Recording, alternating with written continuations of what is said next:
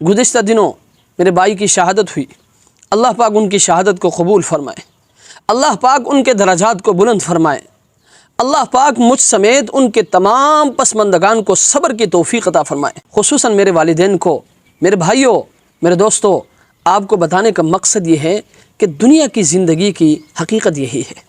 اللہ کی قسم، ہم نے کبھی سوچا بھی نہیں تھا، ہم نے کبھی تصور بھی نہیں کیا تھا کہ برادر مکرم بھائی عبدالوکیل شہید نور اللہ مرقدہ اتنی خوبصورت جوانی میں ہمیں چھوڑ کر چلا جائے گا، لیکن نہیں، ایسا ہوا، وہ اس دنیا سے چلے گئے۔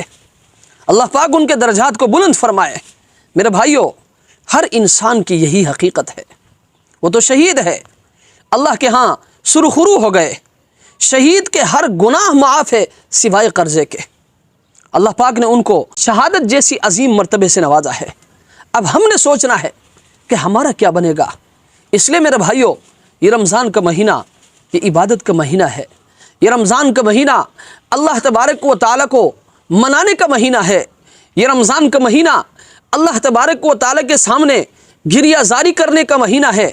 پورا سال ہم اللہ کی نافرمانی کرتے ہیں، اللہ کے نبی کے احکامات کو ہم پامال کرتے ہیں، یہی ایک مہینہ ہے۔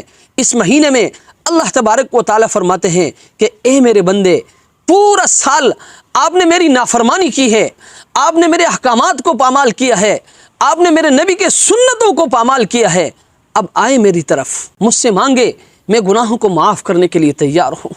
اس لیے میرے بھائیوں، میں آپ سے گزارش کروں گا کہ اس مہینے میں آپ نے زیادہ سے زیادہ اللہ سے مانگنا ہے، اور خصوصی طور پر میں آپ سے یہ گزارش کروں گا کہ آپ نے میرے شہید بھائی برادر مکرم بھائی عبدالوکیل شہید نور اللہ مرقدہ کو اپنے دعاؤں میں خصوصی یاد رکھنا ہے۔